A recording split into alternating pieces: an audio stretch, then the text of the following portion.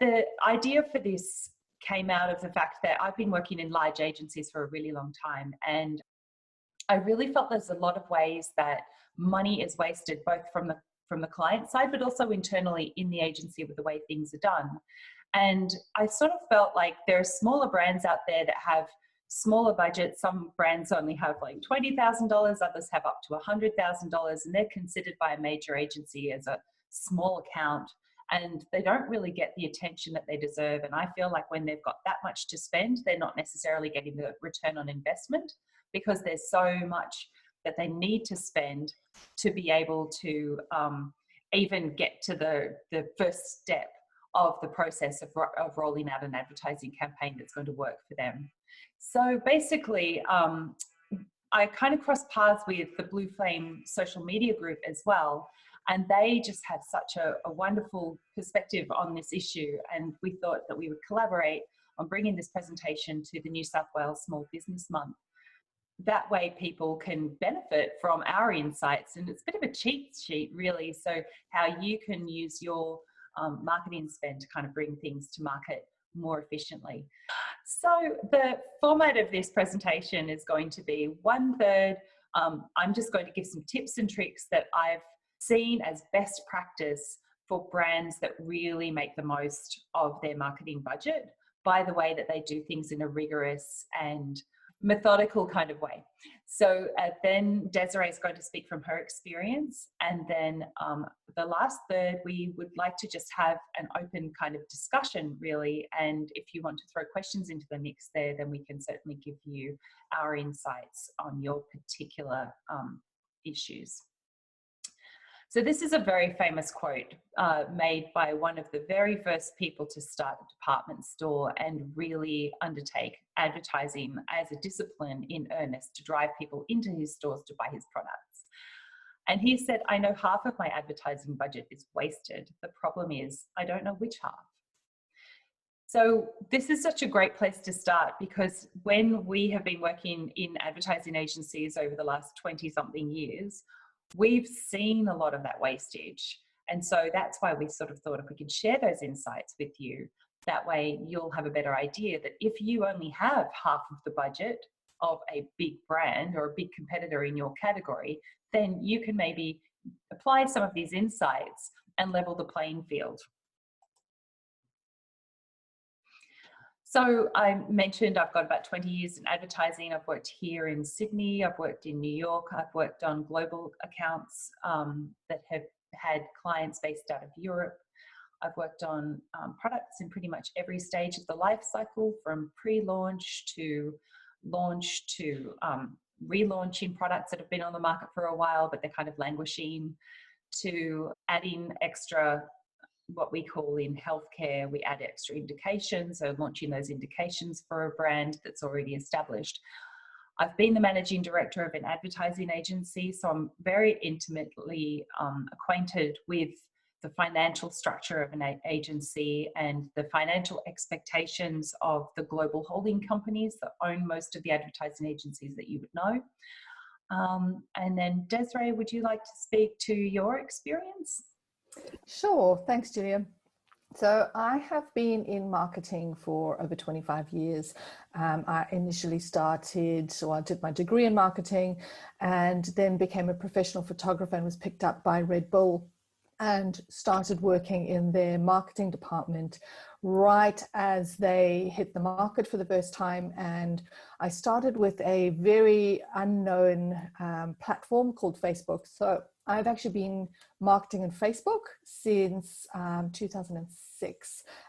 In 2010, I started an agency here in Brisbane, and we specialize in Facebook.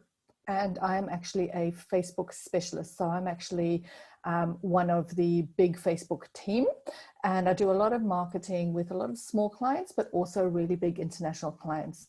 So as an agency, we have a very, very broad spectrum. And it's one of the reasons that I find this conversation really interesting, because we are a small agency, and while we have big clients, we also serve little clients, and there are ways that you can use small agencies and achieve big things, you don't need to be spending a lot of money on doing that, but we'll get all through there. So back to you, Juliet. Thank you. Yes, so Desiree was working in marketing on Facebook before I even had a Facebook account.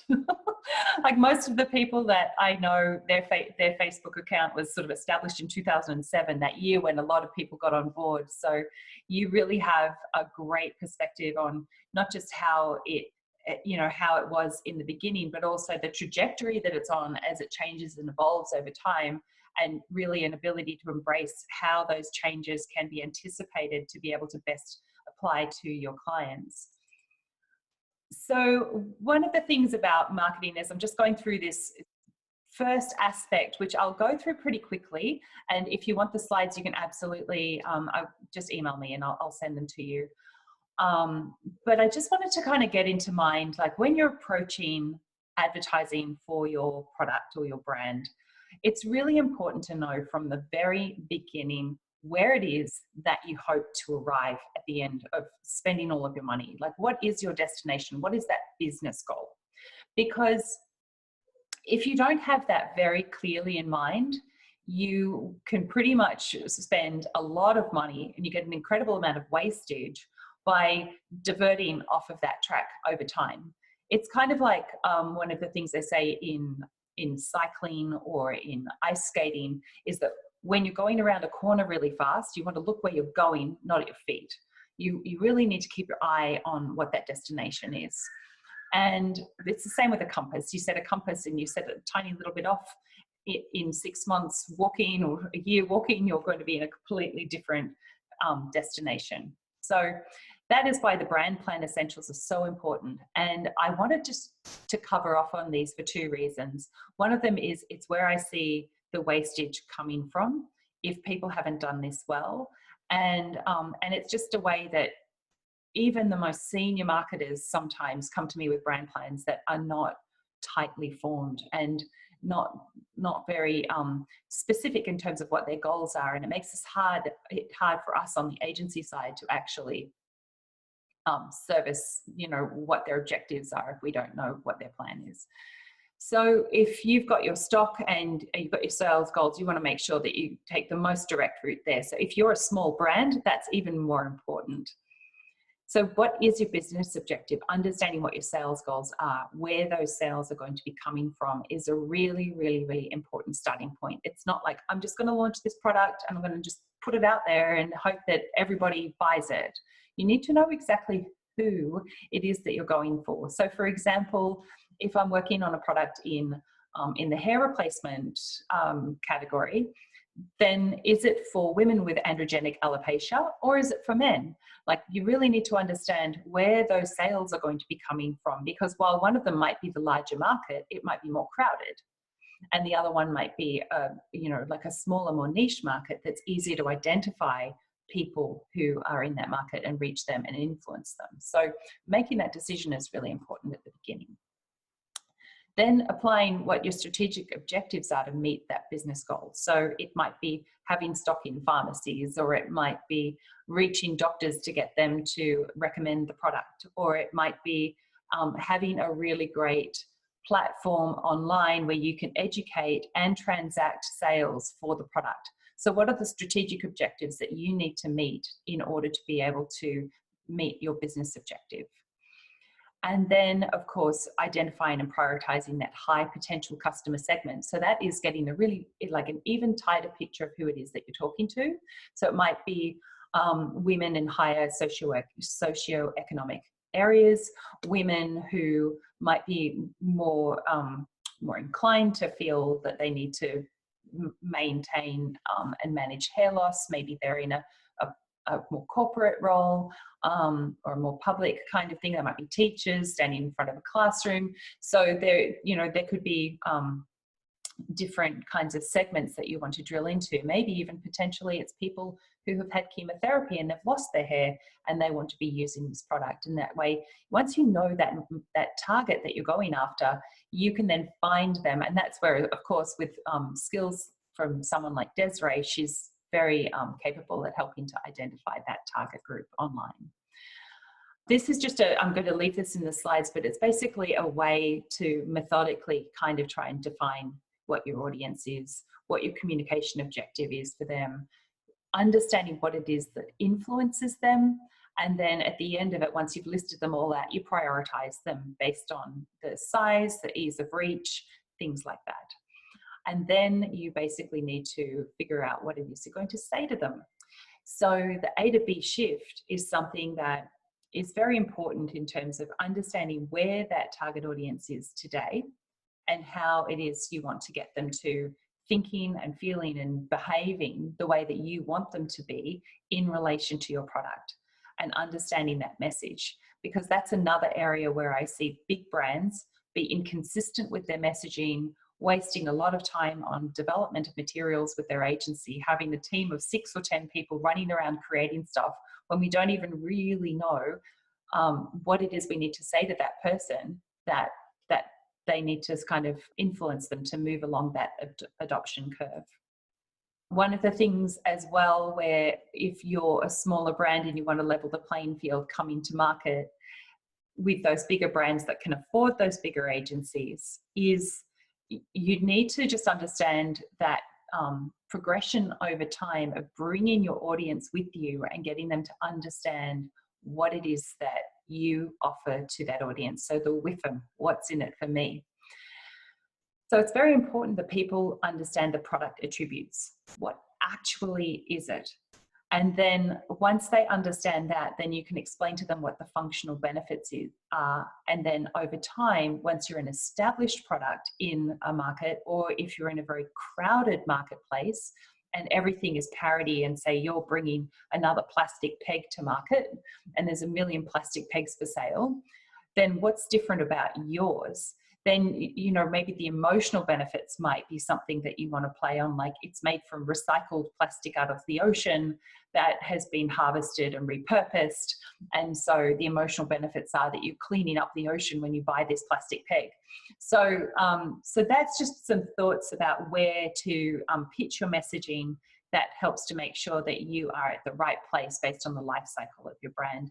And it's actually really interesting that when Desiree was working on Red Bull, you mentioned, Desiree, that they put into the first few years, every bit of their profit was reinvested back into the marketplace so that they could bring people along over time on, you know, understanding the product and getting that high profile that they ultimately did, where they're a globally recognized brand. Yeah, it was just, it was a very interesting marketing plan because it was an energy drink, just like any other energy drink that was out there. And they had big budget, but instead of spending a huge amount of money on everything, they basically said, let's spend money on marketing. When we're making money from that marketing, let's reinvest. So they started off small and got huge just by marketing and then reinvesting in that marketing, which was a really unique way of doing things. That wasn't how big businesses really got off the ground back in, you know, in the 2000s, early 2000s. You know, businesses were trying to go out there big and try and hit all these huge markets, but Red Bull didn't. They really just started really small, and it was a very interesting and obviously very successful way of getting into and getting a big market share. I think it really is interesting because with in about 1998, I was working on the launch of a energy drink with Taisho Pharmaceuticals out of Japan, and they and they were launching this product called Lipovitan. And I think they thought because the Vita would sound like vitamins. And unfortunately, you couldn't even see the product name around the can when you took a photo of the can because the product name was so long and the can was so skinny. So there was one problem right there where you couldn't even get the name across in a product shot. And then they also spent an enormous amount of money with us on a television commercial. And I mean, I want to say at that time, they probably spent $150,000, $200,000 just on the television commercial concept and production. And that's before they even got to media. And they went straight for the emotional benefits. So there was a lot of things that even on the agency side, we were giving them advice, like really need to start thinking about maybe a different brand name. And, you know, because it hadn't been launched. So what's the harm in having a good name like Red Bull, for example? And also you're launching right out here where people don't understand what's in it. Is it vitamins? Is it fat? Because it's got the word lipo in the name. Like, so yeah, it's really important. It's really interesting to sort of see the contrast between one brand that just took off as a global powerhouse and the other brand that spent a huge amount of money but didn't reinvest. And like what Red Bull did, they started small and grew over time, which was so good to see the way. Other things to keep in mind are brand equity and how important that is. Sometimes big brands spend a huge amount of money with agencies on different shiny tactics. And at the end of the day, when you look back retrospectively over their whole campaign, you wouldn't even know it's all for one brand. And so, you know, by just being very, very disciplined in with respect to your brand equity, so that every time people see your brand, no matter what channel you're putting that message out on, whether it's even on the shelf in the store, to your Facebook page, to sales reps and the materials that they're delivering, keep consistency with the color and the font and the style, and that way they'll always know that this is your brand. And so you're leveraging that brand equity back into every single piece. And that is definitely a very powerful way to level the playing field in terms of investing money. And of course, the brand personality is really important. Understanding whether your brand, so going back to the hair care example, or the hair regrowth example, is it clinical? Is it about confidence? Is it sort of like a macho kind of a personality? Is it one that's kind and empathetic? Like, what is the brand personality? And then being consistent in the way that you kind of bring that to life through your different materials. So even just using those really two basic principles of branding, if you can do that well, you can make sure that every dollar that you're spending is going to go so much further for your brand.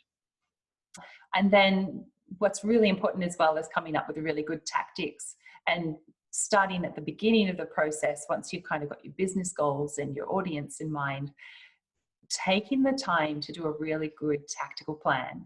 And what that means is actually sitting down with a cross section of people. So maybe someone who buys your brand, someone who might be a recommender of your brand. So for example, if you were, you know, the hair product, you could get a pharmacist to join you and you invite them to participate in the brainstorm as to what those tactics would be that would get your brand out there in the marketplace. And sometimes it's not a piece about selling, it's actually a piece about helping the customer. So it could be, you know, like a guide to discuss how to respond to questions about your hair loss from colleagues. Like it could be like a little booklet or something. And then that actually is the tactic that you come up with in a workshop like this. And then it really helps to put your brand forward in a way that is bigger than just the product and service itself, but has a very good flowback effect on positive, you know, positive reflection on the brand itself. So taking the time to do the planning for the tactics is really important. These slides will be available if you want them, so I'm not going to go through them in too much detail, but it is really important to kind of start the process with deciding which tactics you're going to go ahead with based on the return you think you're going to get on that investment, and doing it in a very objective way. So doing a rough cost, an idea of the timing. So if something's going to take you 18 months to roll out, you're missing 18 months of sales by investing all of your energy in developing that tactic. Whereas there could be another tactic that could be ready to launch out into the marketplace in 1 month, in which case maybe it might cost a little bit more, but if you're going to be in the marketplace in 1 month, that's a much better way to kind of drive momentum on your sales. So those kind of things are things I think are really important to take into account as well when you're planning. I think planning is just so important. And then it comes to choosing your creative partner. So the agency that you might bring on board to help you bring your campaign to life and execute it out into the marketplace. So some people do get the agency involved right from the brand planning part. And then others bring in the agency when they've done all of that and they just want to be very executional in terms of like, these are the pieces that I want you to create for me. So that is where really we kind of get to the heart of this presentation in terms of understanding when you're choosing those agencies. I mean, we can all think right now off the top of our heads of the big name brand agencies that are out there, and they have a structure that suits the big accounts. And so that's basically built on a pyramid. They want lots of people that they don't pay very highly doing most of the work for the clients. So if you go to that agency and you are a smaller account, quite often they can't afford to put a seasoned account director on your business because of their business model. They'll just give you to a junior person who might not have even been in the industry for very long, and it can be their account to cut their teeth on. And that doesn't necessarily mean that it's going to provide the best advice and the best guidance and execution to you as a client. So when you ask those agencies to pitch for your business, they'll come in and you'll see all of the senior people very eagerly presenting their offering to you across the boardroom table. And that is who, of course, you buy. And you buy the reputation of that agency based on the kinds of awards and things that they've won and the high profile of that name. But who you actually get when the rubber hits the road and you're on the work in progress report and you've got that day-to-day person is going to be someone who might be quite junior. And then ultimately, because people are constantly trying to progress their career within an agency and get to the next level, a lot of people, there's a huge amount of turnover in agencies. They go, and this might have happened to you before, where you've got an account manager or an account executive that you've actually grown to like, and you've invested a lot of time getting them to understand your brand. And then you hear that they're going to be leaving. You might not even get more than a week's notice that they're leaving. And so then you get this churn where you've got someone else whose plate is already overloaded, who's suddenly told they have to work on your business, and they've got to try and find the time and the headspace to come up to speed and really understand your business and actually deliver on your sales objectives for you with a great campaign. And that's where you're paying for churn. And that's something that I think is an important consideration when you choose to go with a really big agency. So that's why we wanted to talk to you about the value of smaller second-tier agencies that I believe offer a really high value for money. And the reason is that they're often started by senior people who've been in the business for a very long time. And I have, over the last 8 to 9 months, been collaborating with a lot of smaller agencies and, kind of networking together as a group, really, to kind of understand each other's business models and how we can offer what we can to clients and how that's different from the bigger agencies. And what I've seen is that all of them, pretty much without any exception, are led by very senior people who are hands-on in the business. So when I was a managing director at Saddler Sydney, I was so far removed from the day-to-day management of the accounts because I was so busy dealing with renovations, staffing issues, managing up to headquarters. So my 20 plus years of experience in strategic guidance for clients, I was never able to even apply it. And my hourly rate was so high that they charged out that to even work on a piece of business, it would just blow the budget out for that business. And then I'm having to explain to HQ how that account has gone $10,000 or $20,000 over budget. And how are we going to get the client to pay for that? So what's really nice about the smaller second tier agencies is you get direct access to those senior people because they haven't got this large agency structure that's really unwieldy that they're trying to manage. They can just manage that relationship directly with you. And there's lower overheads because there's smaller, more nimble kind of structure. And certainly for my part, and I know for Desiree as well, but because we own our businesses, we have a really, really high sense of ownership of the outcomes of the campaigns. We, our whole work ethic is driven by making your brand succeed in the marketplace, making you look great within your organization, helping you to be prepared for those presentations to the sales teams, helping you to be prepared for those presentations to senior management. And, that's what we really care about, and you'll get that from a smaller agency. So if you are going to be working with a larger agency, it's very important to understand who they are going to be assigning as your day-to-day contact, so that you don't get a bit of a bait and switch scenario in that pitch versus ongoing relationship. And you want to know what their personal experience is, as opposed to the agency's credentials.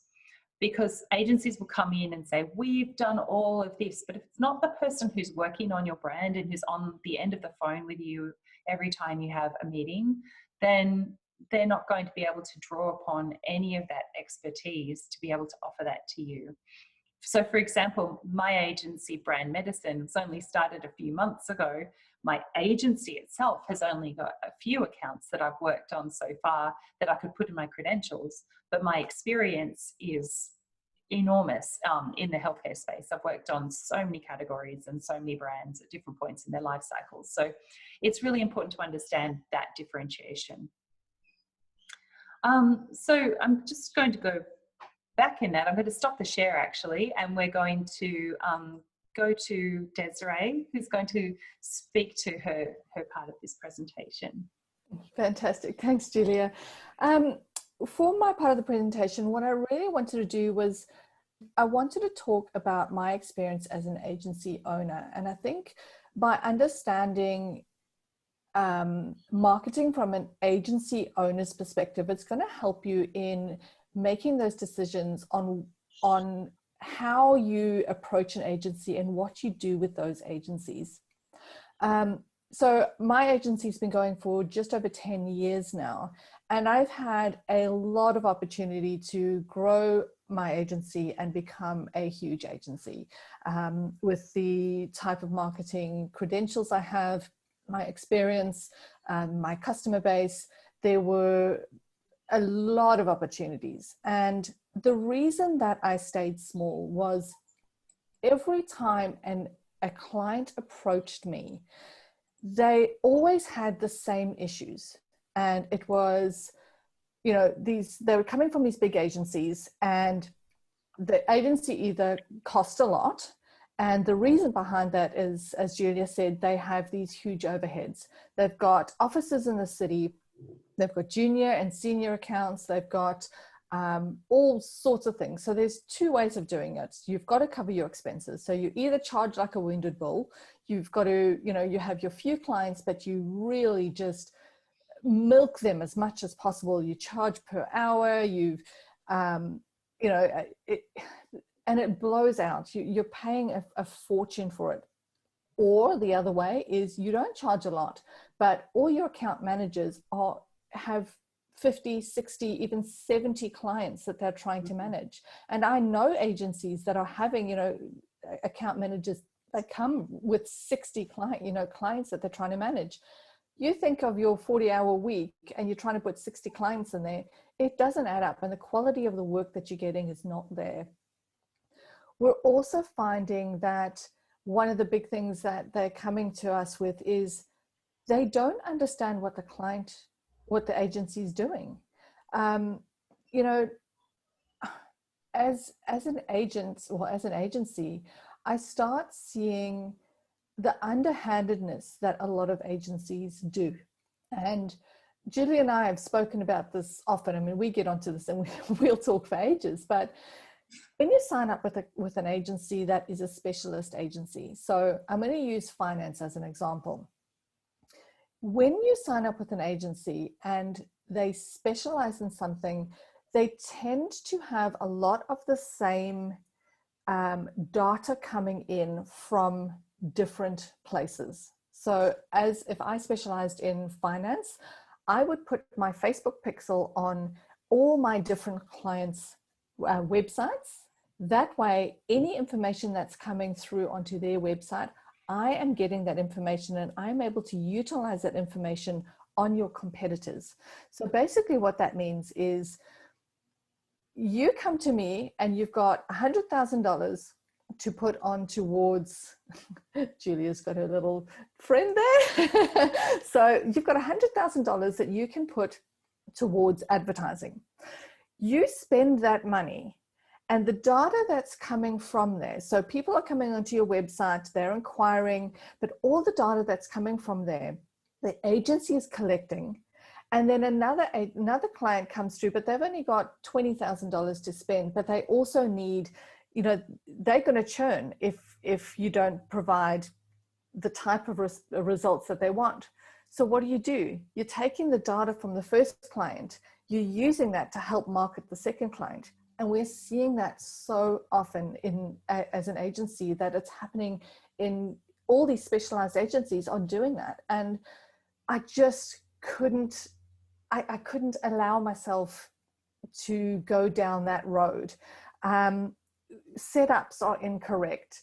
There's so many staff that are coming in and turning over that things are getting lost and dropped, and setup isn't correct. Training is not there. Facebook changes every month. Every month we are having to update and understand what's going on.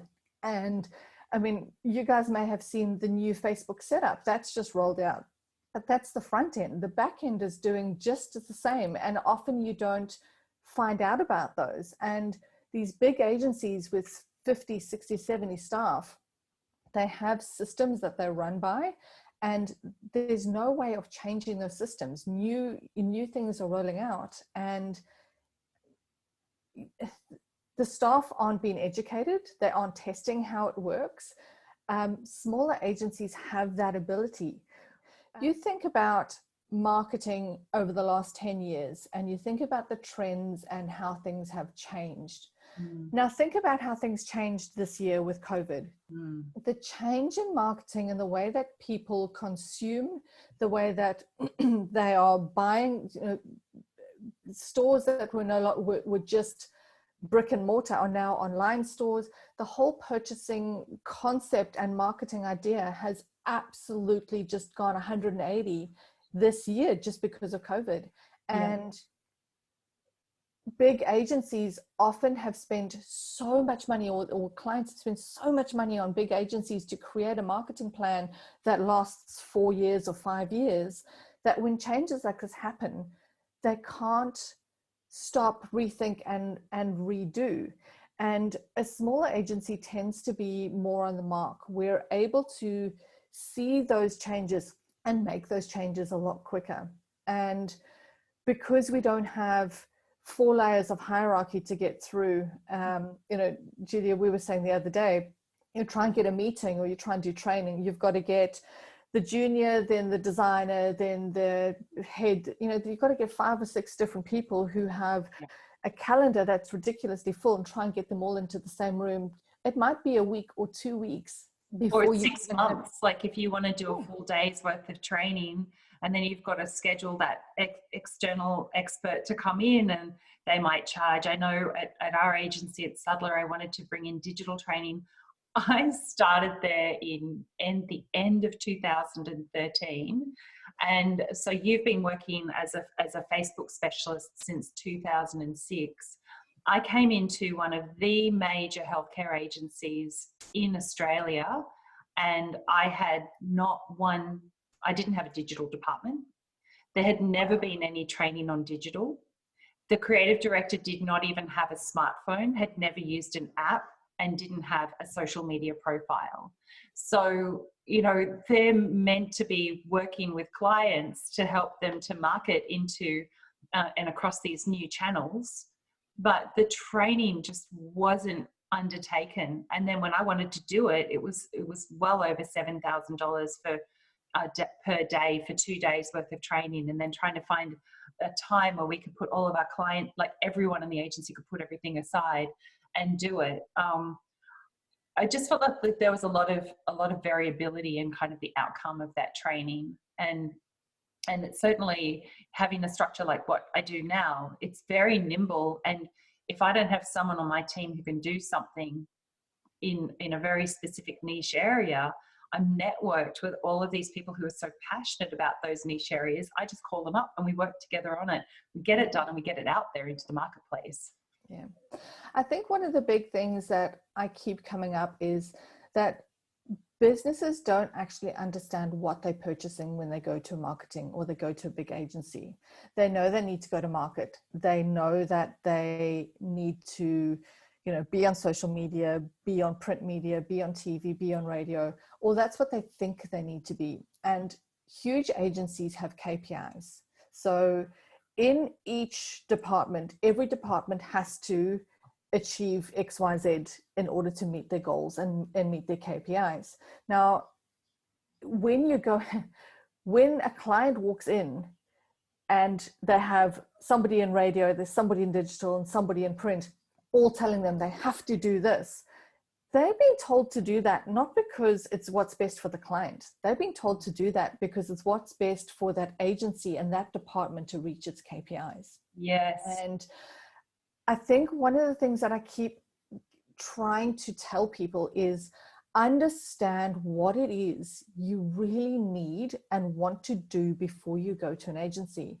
And, with Facebook, and it's as an agency owner, I created a video course specifically for people to actually be able to come in, understand what social media is, how it works, how much work is involved with it. Because I think a lot of people think, oh, well, you just post on the page. How much work is involved, what results you should be getting, and what are good results. And at least when they go into an agency and ask, I don't care if people come to me. I mean, it would be great if they did.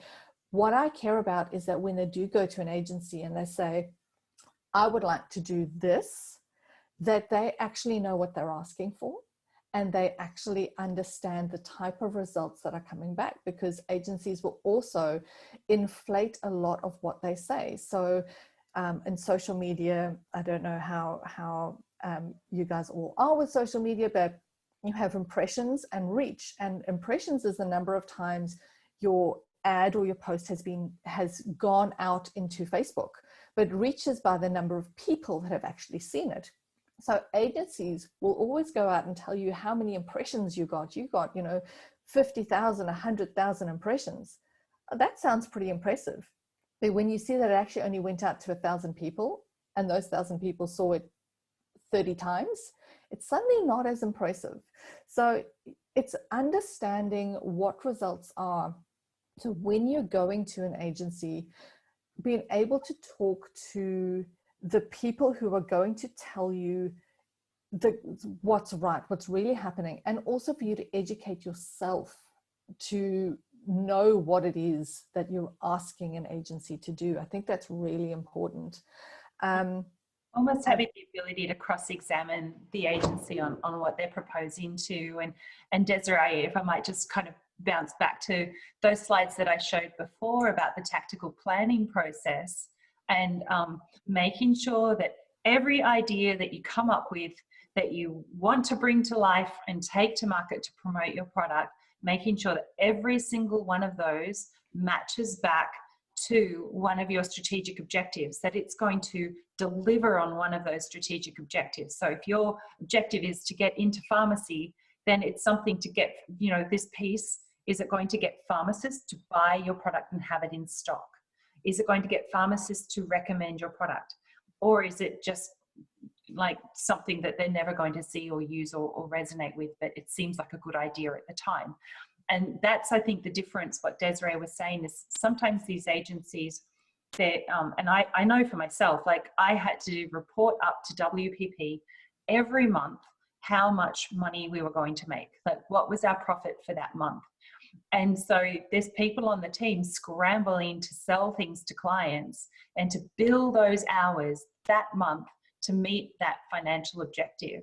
So for me, when I'm sitting down in front of a client, the most important thing I want to understand is, what is your business objective? What is your sales objective? Quite often you'll go into that meeting with the client and not one person asks what the business objectives are for the client, like not actually wanting to know what your sales objectives are, but keeping in mind how many pieces can we sell that we can create and charge hours of time for, and which one of those are going to be so creatively outrageous that we can submit them for awards. And in those noisy awards submissions processes, will they be noticed by the judges and give our agency the accolades that we can claim, claim for an award? Whereas it's actually not to do with selling your product.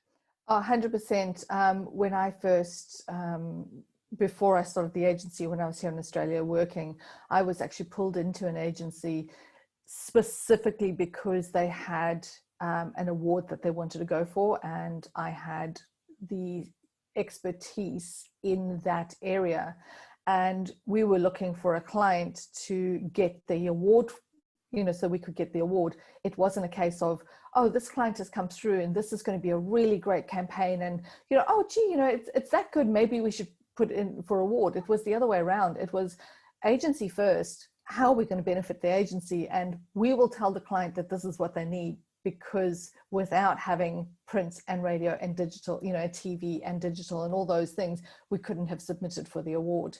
And there are too many big agencies that are doing that. And also just advertising structure. We were also chatting about that this morning. Often when you go to big agencies, and this is a social media thing, but I'm pretty sure that it goes across all agencies. When you are, for Facebook, I'm talking specifically, when you pay or when you create an ad account, an agency that asks you to pay for your own advertising. So they'll say to you, we're going to run a campaign for you. We are going to put $100,000 towards ad account. We're going to bill you for your ad spend. Anyone that is doing that, you need to run.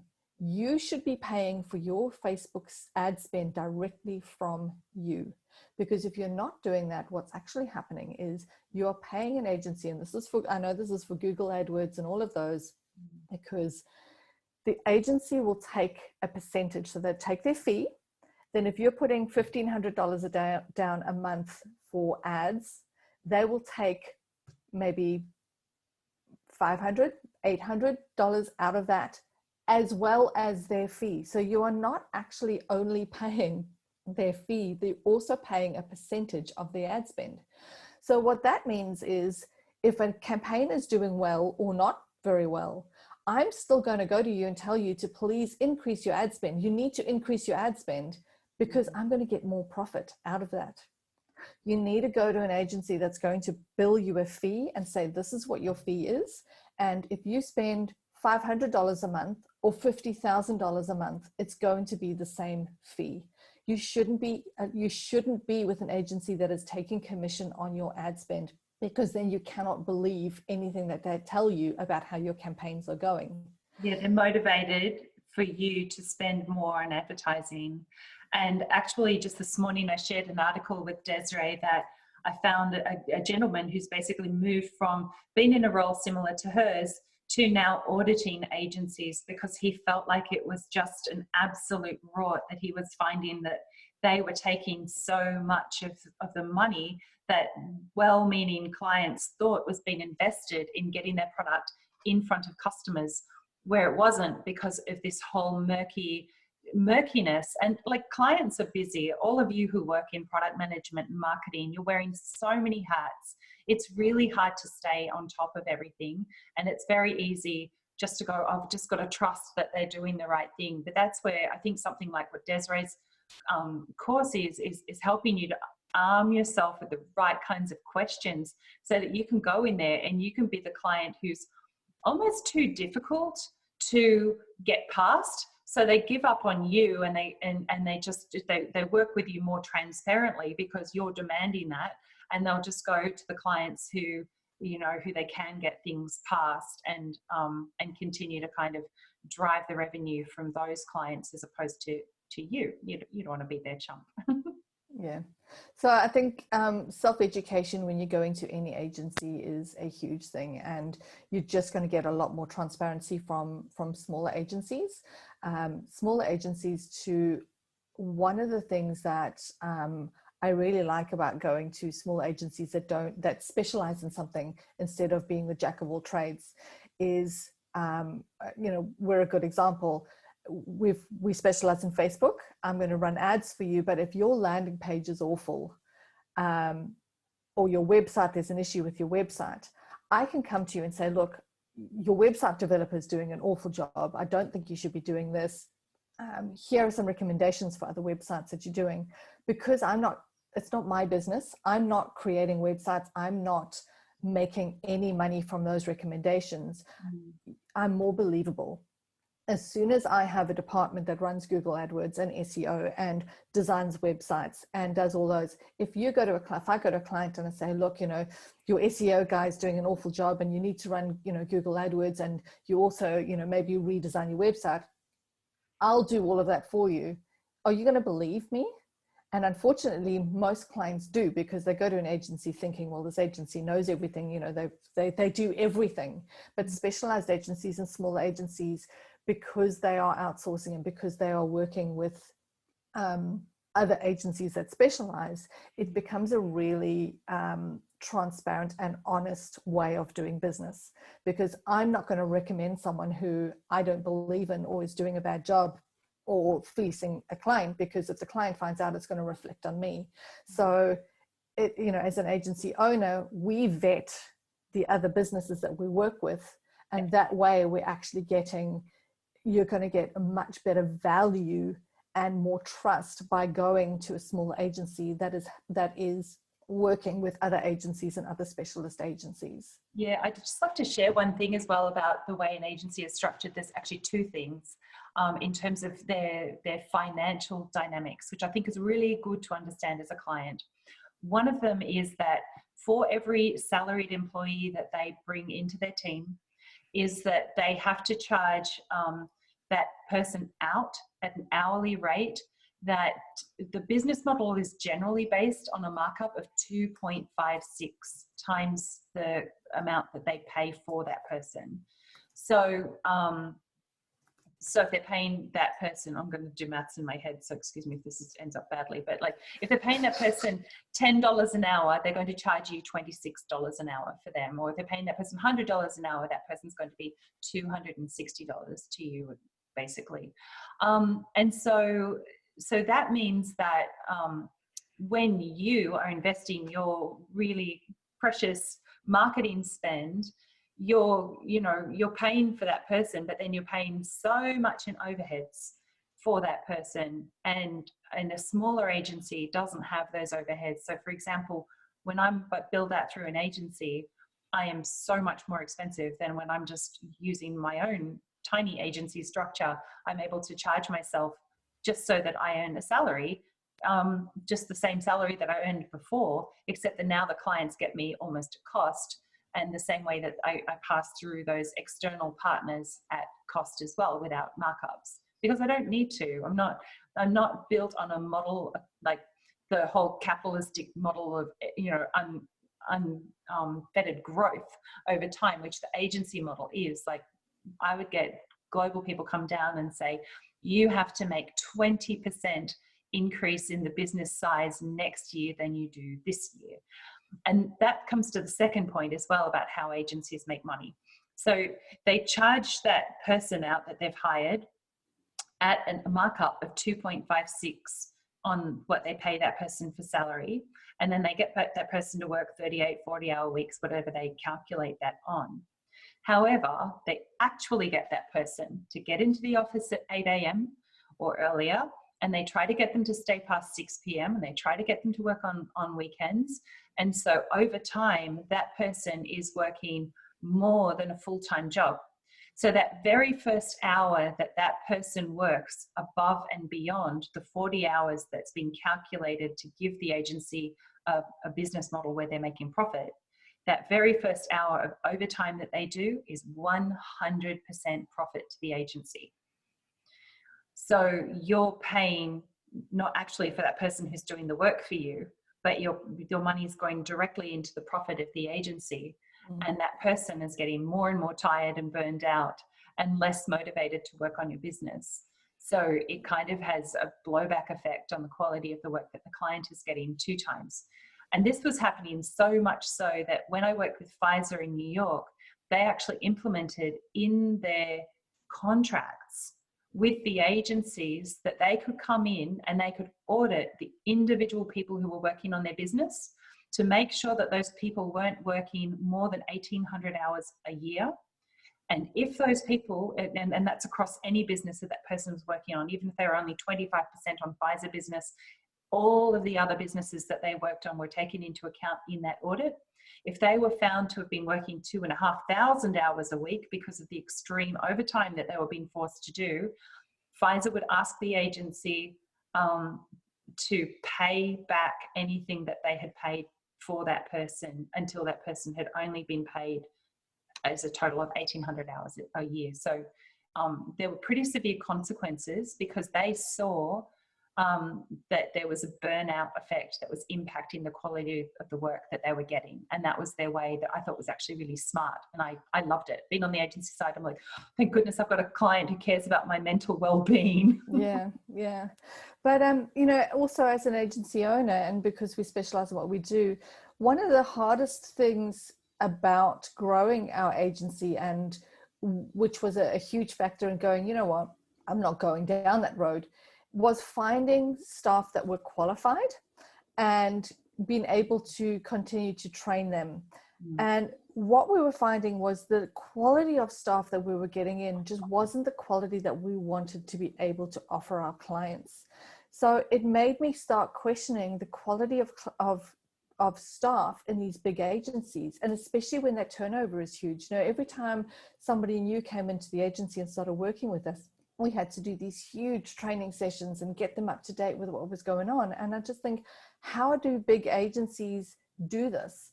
And the reason and how they do it is they're not qualified. The staff that are coming in, yes, they're qualified, but they do not have that level of expertise and the core quality that smaller agencies where we have smaller groups are able to offer, because we're able to monitor and watch constantly how things are going.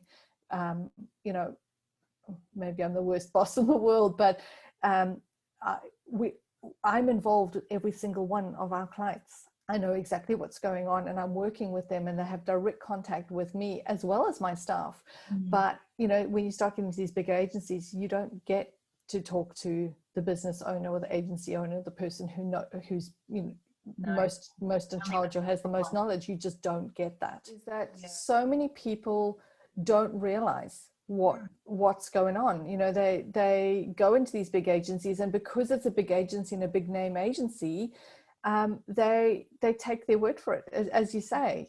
But we're finding that, and that's why we've broken away, and we're the whistleblowers of it really, is that it's not acceptable what's happening, and you don't need to be paying these agencies this ridiculous amount of money when there are small agencies that have your best interest at heart around. And we can be so much more nimble as well. Like the number of people that I would have to include in a conversation, because in a big agency, just out of necessity because of the size of the team, everyone has very specific areas of expertise that is their remit, and they're not really allowed, like as an account person, I'm not really allowed to come up with a creative idea. In fact, the fastest way that I can make sure a creative idea never sees the light of day is to suggest it to the creative team. And so when we're starting up a job for a client, even the smallest double-sided sales piece, I've got to have the consumer writer there, the medical writer for the technical staff, the head of studio so that they know when the piece is coming in, production so that we can talk about how it's going to be die cut and folded and whatnot, the art director, and probably my account executive or account coordinator or account manager or whatever. So it's like 6 people. And so you've got to find a time in the diary for those 6 people to be available to meet. And then it invariably takes minimum of half an hour to an hour to have that meeting. And then 6 hours plus the time to organize the meeting has gone onto that job, with everyone charging between $150 to $250 an hour. And nothing's actually been done on the job yet, other than we've just talked about it. And that's where clients would come to me and go, I don't understand why it costs $11,000 to do a sales aid, like a little, double-sided piece. You're just taking that old piece and reformatting it. And it just became really hard to defend. Like, well, but the truth is that was the business model of the agency. And if we didn't charge that time, we wouldn't be able to afford all of those people, because we put in myself and like lots of awkward conversations saying, we just can't make it any cheaper and stay in business. Yeah. But it's because of that unwieldy business model. Well, I guess that comes to the end of our webcast. Thank you so much for joining us. And thank you, Desiree, for collaborating with us on the presentation of this. You'd all be very happy to know she's actually in Queensland supporting New South Wales Small Business Month. I sure am. So while the borders might be closed, there's no borders here. Not between businesses, where we feel that there is a really good kind of synergy and symbiotic relationship in the way that we both offer different things, but also coming from a background of similar experiences and having a very similar philosophy of just wanting to do the best for the clients that we work with. And that's what drives our motivation to come to work every day. It's actually getting great work done. It's not, you know, it's not meeting a business objective for an agency that doesn't actually give you that job satisfaction, as opposed to just doing a really good, you know, account for a client and seeing them succeed. Yeah. So, yeah. Julia, if I could just add one last thing. You know, I did mention that education is key in understanding what it is that you're going for. So I also mentioned that I'd done a video training course. I just wanted to put out there that if anyone was interested in that, if you go to blueflamesocialmedia.com.au, you'll go on and find our training course on there. And we've actually got an offer today to you guys, that if you want to purchase the course in the next 24 hours, you can get a $50 discount with the code START50. So START 50, the number, all lowercase, all one word. So look, education is key. And if you're going to different agencies, understanding what people are offering you, being able to understand what's happening and how your campaigns and how things are going is something that's really important. So, you know, that is out there, and that was designed specifically for my clients to be able to understand what was going on when, or anyone that approached me to be able to understand what was going on when they went to another agency. So that offer is out there. It kind of demystifies the whole process and puts you back in control of, you know, of how your ad spend is being distributed, so that you get better bang for your buck. And it's ultimately about leveling the playing field with those big brands that are just being really very wasteful a lot of the time. So they're probably wasting more than half of their advertising spend. And if you have any questions, of course, don't hesitate to reach out. My company profile for Brand Medicine International is more focused on the LinkedIn platform. So if you'd like to follow us there, I'd be more than pleased to have you, and you can kind of stay abreast of what we're doing. And then Desiree, is your platform that you prefer to people to kind of follow you is obviously Facebook, right? Strangely enough, or the website, because then I can retarget you, you know, those things. Yeah. So yeah, all good. All right. Well, thank you so much, everybody. Hope everyone's got a good week ahead of them. Nice way to start a Monday morning, and we'll touch base around the tracks. Thank you, everyone, and thank you, Julia, for having me. Yeah, my pleasure. Thanks, Desiree. Bye.